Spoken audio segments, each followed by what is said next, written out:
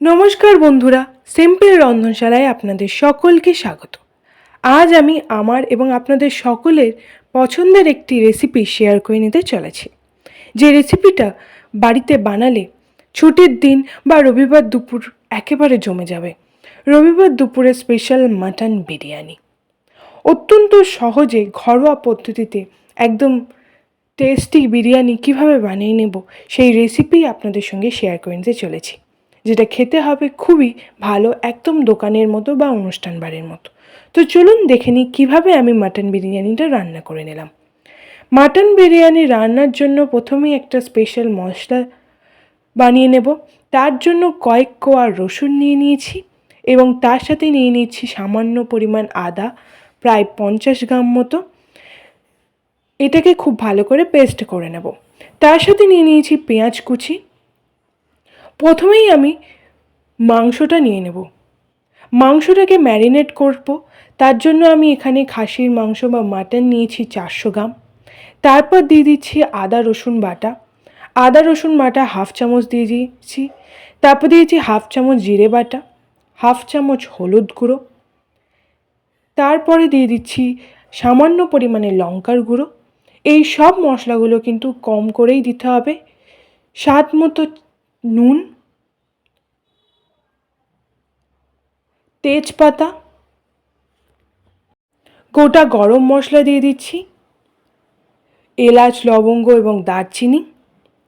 এরপর দিয়ে দিচ্ছি হাফ চামচ বিরিয়ানির মশলা, যেটা দোকানেই কিনতে পাওয়া যায়, সেই প্যাকেট বিরিয়ানি মশলা দিয়ে দিয়েছি। তারপরে দিয়ে দিচ্ছি হাফ চামচ গরম মশলা গুঁড়ো। এর সাথে দিয়ে দিচ্ছি টক দই, ফ্যাটানো টক দই দিয়ে দিয়েছি প্রায় 2 থেকে 3 চামচ। মাংসের পরিমাণ অনুযায়ী কিন্তু সমস্ত মশলাগুলো দিতে হবে এবং মশলাগুলোর তুলনায় কম দিতে হবে। খুব ভালো করে মশলাগুলো মাংসের সাথে মিশিয়ে নেব এবং ঢাকা দিয়ে 2 ঘন্টা ফ্রিজে রেখে দেব ম্যারিনেশনের জন্য। এর থেকে বেশি সময় রাখলে কিন্তু আরও ভালো হবে, তবে আমি 2 ঘন্টা রেখে দিচ্ছি। এবার এটাকে চাপা দিয়ে আমি ম্যারিনেশনে রেখে দেব। সমস্ত মশলাগুলো খুব কম পরিমাণেই দিয়েছি, বেশি দিলে কিন্তু এটার টেস্টটা একটু অন্যরকম হবে। তো সবটা মিশিয়ে নেওয়ার পর আমি ওপর থেকে 1 চামচ সর্ষের তেল দিয়ে দেব। আপনারা চাইলে ঘিও দিতে পারেন। এবার এটাকে ম্যারিনেশনের জন্য রেখে দিচ্ছি। এরপরে আমি বিরিয়ানি বানানোর জন্য বাসমতি চাল নিয়ে নিয়েছি। বাসমতি চালটাকে এবার খুব ভালো করে ধুয়ে নেব। চালটাকে বারবার ধুয়ে নিতে হবে যাতে এই সাদা ভাবটা চলে যায়। তো এভাবেই কিন্তু ভালো করে পরিষ্কারভাবে ধুয়ে নিতে হবে। দেখুন বন্ধুরা, সাদা সাদা ভাবটা রয়েছে, এটা যতক্ষণ না যাচ্ছে ততক্ষণ কিন্তু বারবার একইভাবে ধুতে হবে। এরপর আমি পেঁয়াজ কেটে নিয়েছি বেরেস্তা ভাজার জন্য। পেঁয়াজটাকে খুব ভালো করে কুচিয়ে নিয়েছি। বিরিয়ানির সবচেয়ে ইম্পর্টেন্ট আলু, তাই আলুটাকেও কেটে নিয়েছি, কারণ আলু ছাড়া আমাদের বাঙালিদের বিরিয়ানি একদমই হয় না। তাই আমি আলু কেটে নিয়েছি এইভাবে। 1 ঘন্টা চালটাকে ভিজতে দিয়েছি। চালটা যতক্ষণ ভিজে নিক, চলুন বন্ধুরা আমরা বাকি উপকরণগুলো তৈরি করে নিই। প্রথমেই কড়াইতে দিয়ে দিয়েছি কিছুটা পরিমাণে সাদা তেল। তেল গরম হয়ে গেলে বেরেস্তা ভাজার জন্য আমি পেঁয়াজ কুচিগুলো দিয়ে দেবো। বেরেস্তাটা কিন্তু লাল লাল করেই ভেজে নিতে হবে, তাই একটু সময় নিয়ে কম আঁচে আমি বেরেস্তাটা ভালো করে ভেজে নেব। বিরিয়ানি আমরা সকলেই বাড়িতে খেয়ে থাকি বন্ধুরা, এবং বাড়িতে বানানো বিরিয়ানি অনেক বেশি টেস্টি হয় এবং ভালো খেতে হয়। তো এভাবেই সময় দিয়ে দিয়ে পেঁয়াজটা কিন্তু ভাজতে হবে। আস্তে আস্তে পেঁয়াজের রঙটা কিন্তু বাদামি হচ্ছে, হালকা হালকা ভাজা হয়ে এসছে। তো বেরেস্তাটা একটু সময় দিয়ে ভাজতে হবে, কারণ বেরেস্তা ভাজার জন্য একটু সময় লাগে। তো এভাবেই আমি পুরোটাকে ভেজে নেব। দেখুন বন্ধুরা, বেরেস্তার জন্য কিন্তু এটা আস্তে আস্তে বাদামি হওয়া শুরু হয়ে গেছে এবং বেরেস্তা পেঁয়াজের রঙটাও কিন্তু পাল্টে গেছে, বাদামি হয়ে গেছে এবং বেরেস্তা একদম রেডি হয়ে গেছে। বেরেস্তাগুলোকে আমি এবার একটা থালায় তুলে নেব। ঠিক এভাবেই তুলে নিচ্ছি। তেলটাকে খুব ভালো করে ঝরিয়ে নিচ্ছি যাতে বেরেস্তাটা ঝুরো ঝুরো হয় এবং কিছুক্ষণ রাখলে এটা ক্রিস্পি হয়ে যাবে। তবে যদি আরও একটু ক্রিস্পি বানাতে চান তাহলে এর সাথে সামান্য পরিমাণে নুন ছড়িয়ে দিতে পারেন, তাহলে কিন্তু এটা আরও বেশি ক্রিস্পি হয়ে যাবে। বেরেস্তাটা ঠান্ডা হওয়ার জন্য কিছুক্ষণ রেখে দিচ্ছি। ততক্ষণ আমি বাকি জিনিসগুলো তৈরি করে নিচ্ছি। ওই তেলেই এবার আমি কেটে রাখা আলুগুলোকে দিয়ে দেব। আলুগুলোকে খুব ভালো করে ভেজে নেব, লাল লাল করে ভেজে নিতে হবে। আলুগুলোকে সময় দিয়ে কিন্তু খুব ভালো করে ভেজে নিতে হবে। হাই ফ্লেমে আলুটাকে একেবারে ছাঁকা তেলে ভেজে নিচ্ছি, একটু বাদামি করে ভেজে নিচ্ছি। একটু লাল লাল হয়ে গেলেই কিন্তু এটাকে তুলে নেব। সামান্য পরিমাণে নুন ছড়িয়ে দিচ্ছি বেরেস্তাতে। অবশ্যই তার আগে বেরেস্তাটা কিন্তু ঠান্ডা করে নিয়েছি। বেরেস্তাটা ঠান্ডা হয়ে গেলেই নুনটা ছড়িয়ে দিচ্ছি, তাহলে কিন্তু এটা আরও বেশি ক্রিস্পি হবে এবং সবগুলো ঝুড়ো ঝুড়ো হবে, একটা একটার সাথে লেগে থাকবে না। দেখুন বন্ধুরা, আলুটা কিন্তু এরকম বাদামি বাদামি ভাজা ভাজা মতো হয়ে এসছে। এবার অন্য দিকটা দিয়ে দেব এবং অবশ্যই সমস্ত পরিমাণটা কিন্তু ঠিকঠাকভাবে দিলেই বিরিয়ানিটা খুব ভালো খেতে হবে। আলু ভাজা হয়ে গেছে, এটাকে একটি থালায় তুলে নিচ্ছি। আমাদের বিরিয়ানির জন্য আলু ভাজা রেডি। এবার আমি ওই তেলে পেঁয়াজ কুচিগুলো দিয়ে দেব। বিরিয়ানির মাংসটা রান্না করে নেব, তার জন্য প্রথমে পেঁয়াজটা দিয়ে দিয়েছি। একটা গোটা পেঁয়াজ আমি খুব ভালো করে কুচিয়ে নিয়েছি, সেটাই দিয়ে দিচ্ছি। পেঁয়াজটা একটু ভাজা ভাজা মতো হতে হবে, হালকা হালকা করে ভেজে নেব। অবশ্যই বিরিয়ানি বানানোর জন্য, বিরিয়ানির মাংসটা রান্না করার জন্য যে মশলাগুলো আমরা ব্যবহার করব সেটা কিন্তু কম পরিমাণেই করব। গোটা গরম মশলা দিয়ে দিয়েছি, এর সাথে দিয়ে দিচ্ছি গোলাপের পাপড়ি, জায়ফল এবং জয়িত্রী ফোড়ন। এটাতে কিন্তু বিরিয়ানিটা আরও টেস্টি হবে এবং এর গন্ধটাও খুব ভালো আসবে। তো এভাবেই আরও কিছুক্ষণ খুব ভালো করে নাড়িয়ে নেব। হালকা হালকা ভাজা হয়ে গেছে, ভাজার গন্ধটাও বেরিয়ে আসছে। তো এভাবেই পেঁয়াজটাকে খুব ভালো করে ভেজে নিচ্ছি এবং আপনারা চাইলে এখানে কিন্তু তেজপাতাও ফোড়ন দিতে পারেন। এবার আমি ম্যারিনেট করা মাংসটা দিয়ে দেব। ম্যারিনেট করা মাংসটা দিয়ে খুব ভালো করে কষিয়ে নিতে হবে, যাতে মাংসটার সাথে সমস্ত মশলা খুব ভালো করে মিশে যায়। কম আঁচে এটাকে ফ্রাই করে নেব। দেখুন বন্ধুরা, মাংসের সাথেই আমি আদা বাটা, রসুন বাটা, জিরে বাটা দিয়ে খুব ভালো করে ম্যারিনেট করেছিলাম, তাই এখানে আর আলাদা করে ওগুলো দিচ্ছি না।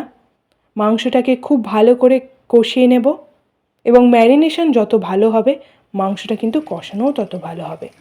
কিছুক্ষণ চাপা দিয়ে রেখেছিলাম, চাপা খুলে আমি ঘি দিয়ে দিচ্ছি। এর সাথে দিয়ে দিচ্ছি 1/2 চামচ বিরিয়ানি মশলা, সামান্য পরিমাণে গরম মশলা গুঁড়ো দিয়ে দিয়েছি। আপনারা কিন্তু শাহি গরম মশলাও দিতে পারেন। এরপর দিয়ে দিচ্ছি ভাজা আলু। ভাজা আলুগুলো দেওয়ার পরে মাংসের সাথে আরও একবার খুব ভালো করে কষিয়ে নেব। মাংসটা যাতে খুব ভালোভাবে রান্না হয়ে যায়, অর্থাৎ বেশিরভাগটাই সিদ্ধ হয়ে যায়, সেই দিকটা খেয়াল রাখতে হবে। তাই আমি এটাকে খুব ভালো করে কষাবো। আপনারা বুঝতে পারছেন তেল ছেড়ে দিয়েছে মাংস থেকে এবং খুব ভালো করেই মাংসটাকে কষিয়ে নিয়েছি। প্রায় 10 থেকে 15 মিনিট এইভাবেই কিন্তু মিডিয়াম আঁচে সমানে মাংসটাকে কষিয়ে যেতে হবে। এরপর আমি সামান্য পরিমাণে জল দিয়ে দেব। জলটা দিয়ে খুব ভালো করে মিশিয়ে নেব এবং জলটা দিয়ে সমস্ত মাংসটা নেড়ে নেব, যাতে সমস্ত মশলাগুলো ভালোভাবে মিশে যায়। মাংসের সাথে যা মেশানো ছিল তাতেই সব রান্না হবে, আলাদা করে হলুদ গুঁড়ো বা লঙ্কা গুঁড়ো আর দেব না। প্রয়োজন হলে শুধু জল দেব, যাতে মাংসটা এবং আলু দুটোই খুব ভালোভাবে সিদ্ধ হয়ে যায়। এখনই সব কিছু মশলা টেস্ট করে দেখে নেব যাতে কোনো কিছু কম না থাকে। প্রেশার কুকারে আমি মাংসটাকে রান্না করব, তাই আমি প্রেশার কুকারে পুরোটা দিয়ে দিচ্ছি। দেখুন বন্ধুরা, আমি কিন্তু জলের পরিমাণটা একটু বেশি দিয়েছি, তবে মাংস এবং আলুটা সিদ্ধ হওয়ার জন্য এটা একদম পারফেক্ট পরিমাণ। 2টো সিটি দিয়ে দেব এবং মাংসটাকে 90% রান্না করে নেব, যাতে এটা বেশিরভাগটাই সিদ্ধ হয়ে যায়। এবার আমি ঢাকনা দিয়ে প্রেশার কুকারটা গ্যাসে বসিয়ে দেব। মিডিয়াম আঁচে 2টো সিটি দিলেই কিন্তু এটা মাংসটা রান্না হয়ে যাবে। তো ততক্ষণ মাংসটা রান্না হোক, অন্যদিকে আমি বিরিয়ানির ভাতটা তৈরি করে নেব। বিরিয়ানির ভাতটা রান্না করার জন্য প্রথমেই গামলিতে কিছুটা পরিমাণে জল দিয়ে দেব। চালের পরিমাণ অনুযায়ী কিন্তু জলটা দিয়ে দেব। এবার জলের সাথে আমি আরও কয়েকটা উপকরণ যোগ করে দেব।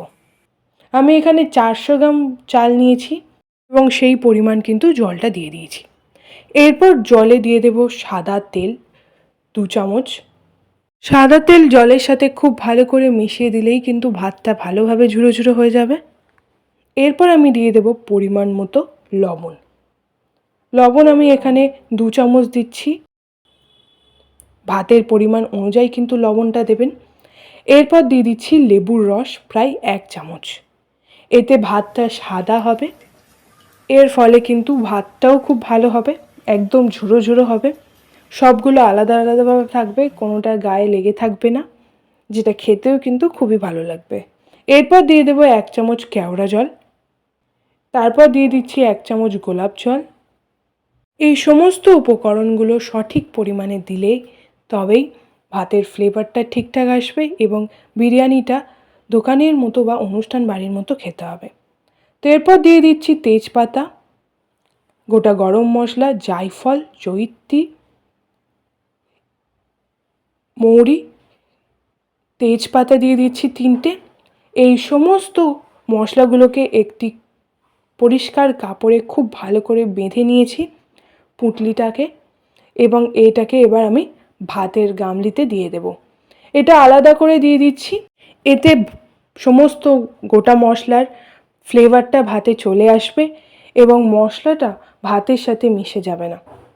তো এটাকে খুব ভালো করে নাড়িয়ে দিচ্ছি এবং জলটাকে খুব ভালো করে ফুটতে দিতে হবে। জলটা ততক্ষণ ফুটে যাক, আমি ততক্ষণ একটি কাপে 2 চামচ গরম ঘি নিয়ে নিয়েছি। তার সাথে দিয়ে দিচ্ছি গুঁড়ো দুধ 1/2 চামচ। এরপর দিয়ে দেব 1 চামচ সাদা তেল। তার সাথে দিয়ে দিচ্ছি 1/2 চামচ হলুদ গুঁড়ো। হলুদ গুঁড়ো একদমই কম পরিমাণে দেব, খুব বেশি দেব না। এবার সমস্ত উপকরণগুলো আমি খুব ভালো করে মিশিয়ে নেব। এটা কিন্তু একটা সুন্দর কালার আসবে এবং ঘরোয়াভাবে তৈরি করা ফুড কালার, দোকান থেকে কোনো কেমিক্যাল বা ফুড কালার ব্যবহার করব না। এটা দিলেই কিন্তু একদম খুব ভালোভাবে চলে আসবে। দেখুন বন্ধুরা, এর কালারটা কিন্তু একদম দারুণ হয়েছে। জলটা খুব ভালো করে ফুটে গেছে এবং জলের কালারটাও কিন্তু আস্তে আস্তে চেঞ্জ হচ্ছে এবং মশলার কিন্তু খুব ভালো একটা স্মেল বেরিয়েছে। এবার ধুয়ে রাখা চালটা, যেটা আমি ভিজিয়ে রেখেছিলাম, সেটা এবার দিয়ে দেব।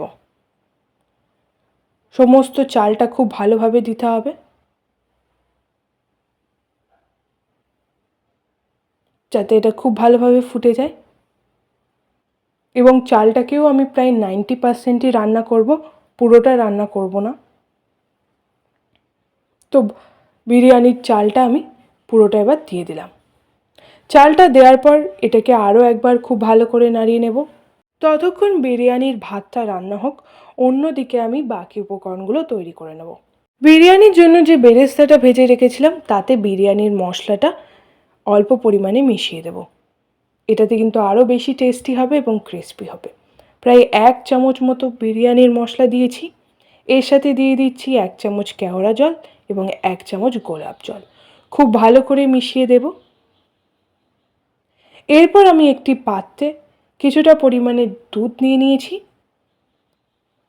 দুধটাকে আগে থেকেই জাল দিয়ে রেখেছিলাম। তারপর দিয়ে দিচ্ছি 1 চামচ গোলাপ জল, 1 চামচ কেওড়া জল। দেখুন বন্ধুরা, আপনারা বুঝতে পারছেন ভাতটা একদম রেডি হয়ে গেছে। খুব ভালো করে এটাকে ঝাঁকিয়ে নিয়েছি। মাংসটাও কিন্তু একদম রেডি হয়ে গেছে এবং এর থেকে আমি কারিটা তৈরি করে নেব। মাংসের কারিটা কিন্তু বের করে নিয়েছি, মাংসটাকে আলাদা করে তুলে নিয়েছি এবং বাকি কারিটা আরও একটি পাত্রে ঢেলে নিলাম, যেটা কিন্তু বিরিয়ানির লেয়ারিং করার সময় একদম কাজে লাগবে। বিরিয়ানিটা আমি একটি গামলাতে করব, তাই নিচে আমি একটি কলা পাতা নিয়ে নিয়েছি এবং তার উপর কিছুটা পরিমাণে ঘি খুব ভালো করে পুরো গামলির গায়ে লাগিয়ে দিয়েছি। এরপর আমি দিয়ে দেব সাদা ভাত। ঘি এবং কলা পাতার ফ্লেভারটাও আসবে, তবে আপনারা চাইলে কলা পাতার পরিবর্তে অন্য কিছুও দিতে পারেন। খুব ভালো করে ভাতটাকে একটি লেয়ারে করে নিয়েছি। ভাতের লেয়ারটা খুব ভালো করে নিচেরটা তৈরি করে নিয়েছি। এরপরে আমি বেরেস্তাটা ছড়িয়ে দেব। বেরেস্তা দেওয়ার পরে এর সাথে আমি দিয়ে দেব দুধ, কেওড়া জল, গোলাপ জল এবং মিঠা আতর মেশানো মিশ্রণটা। আতরের গোলাটা খুব ভালোভাবে দেব, প্রায় 3 চামচ থেকে 4 চামচ দিলাম।